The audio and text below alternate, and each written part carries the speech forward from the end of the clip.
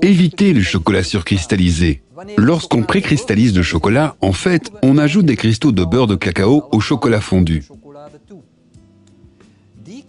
Ces cristaux de beurre de cacao se multiplient dans le chocolat et ce processus s'accélère, même si le chocolat reste à la bonne température de traitement.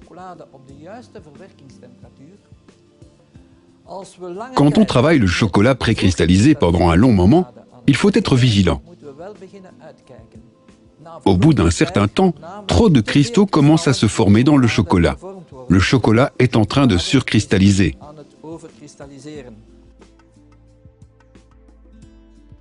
Comme vous le constatez, le chocolat est devenu nettement plus épais. Il colle davantage dans l'appareil. Il va commencer à se répandre lentement. Supposons maintenant que l'on poursuive le traitement de ce chocolat surcristallisé. Cela risque d'engendrer des défauts dans le produit fini. Dans le meilleur des cas, le chocolat perdra de son brillant.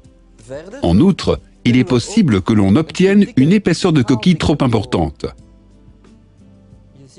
Vous voyez, travailler avec un tel produit est très déplaisant.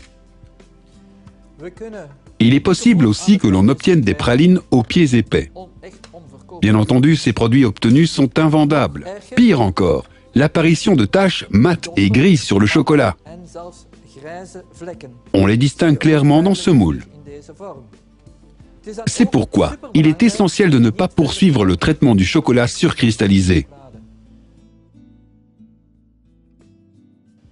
Comment remédier à ce problème? La réponse est très simple. On va faire fondre l'excédent de beurre de cacao en chauffant encore un peu le chocolat. On peut aussi bien entendu ajouter au mélange le chocolat fondu qui n'est pas précristallisé, afin de rééquilibrer la quantité de cristaux.